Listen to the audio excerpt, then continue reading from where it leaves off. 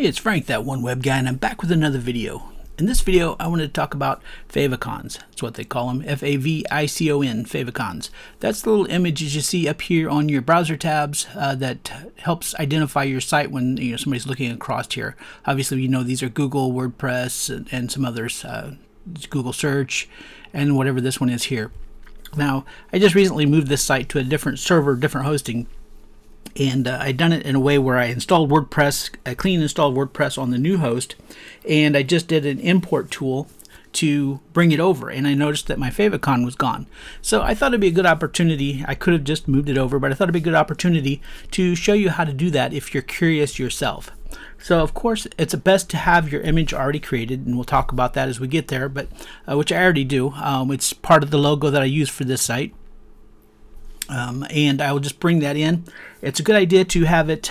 I usually make it a little bit bigger than, there's different sizes. Some people say 16 by 16, 32 by 32, 64, and so on. I usually make them 512 by 512, so they have a nice high resolution. And I do it at 72 DPI, which is dots per inch.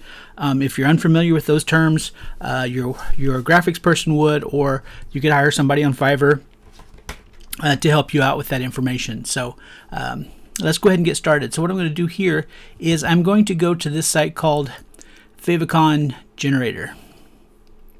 It's realfavicongenerator.net. This is the one I like the best.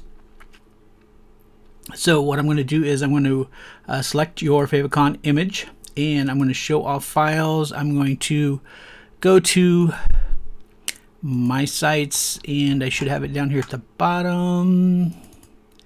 And it's this one right here that I've got it labeled as icon. So I'm going to click here, and it's going to upload it to the site, and it gives me an example of how it looks.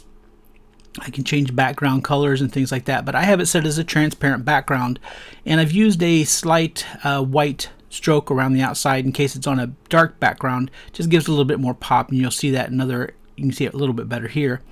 But what it does is it gives me the information I need.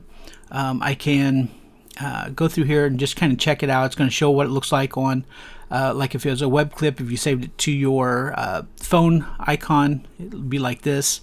If you're using Windows Metro, it shows it like that. Mac OS and stuff like that, it shows you all of them.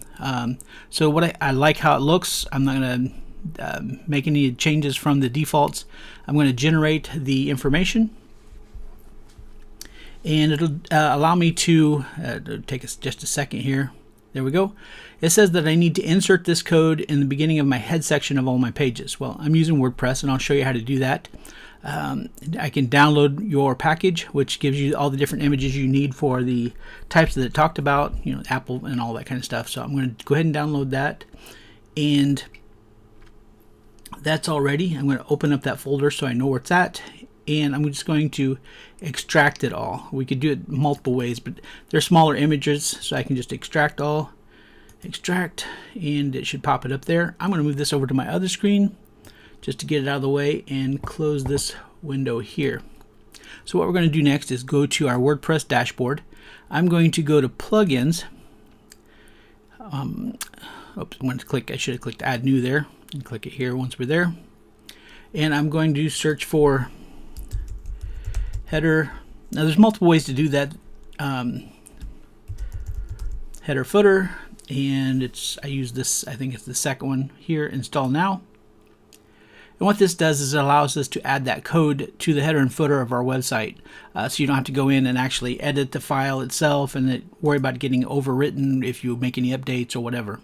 And this comes in handy if you're doing like any ad tracking, or if you're doing like Facebook ads and you have to add the Facebook pixel, that type of thing.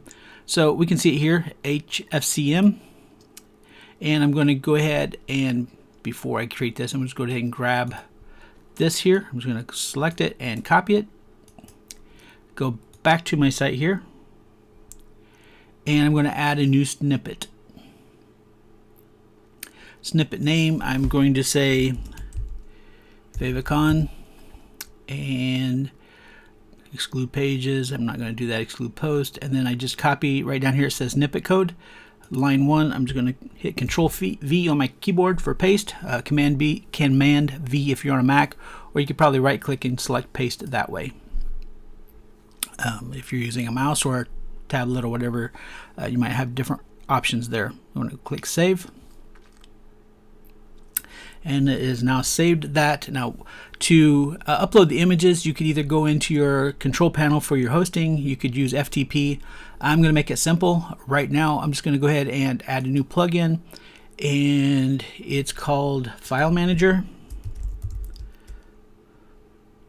I usually don't have this loaded on most of my sites because I do prefer going through FTP, but in this case it's just easier for the example. And I know some people don't want to load a lot of applications on their computers and stuff like that. So we're installing it, activate, and we'll have an icon down here for File Manager as soon as it's activated. WP File Manager, and this actually just shows me the files on my server actually. So click there. Welcome to File Manager. No thanks, just keep on going. So we want to add those images in the root of our install. So that pops up a little warning saying, hey, would you like to rank us, care, whatever. So what I'm going to do is I'm just going to upload the images here. So what I'm going to do is one of these, new folder, nope. Empty the folder, nope, we don't do that either. Upload files, I guess I was looking for that to be saved. We can drag and drop the files there. So I have them all on my, I'll show you here. I have them on my computer here. So what I'm going to do is I'm going to select them all, and I'm just going to drag it into this window, and it will upload those. You can see it uploading there, and it has all those images loaded there. So that's all done. When I come back to, I'm going to visit our site,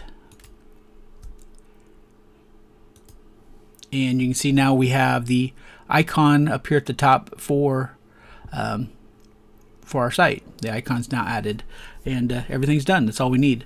If I refresh this page, it'll show it there too. I hadn't reloaded that page, so you can see that it updated that icon, so it matches our site. We have our site logo there. So that's the quick and easy, dirty way to get the favicon added to your tab and just make your site more brandable. And of course, branding is key and important, so that's good to get that done.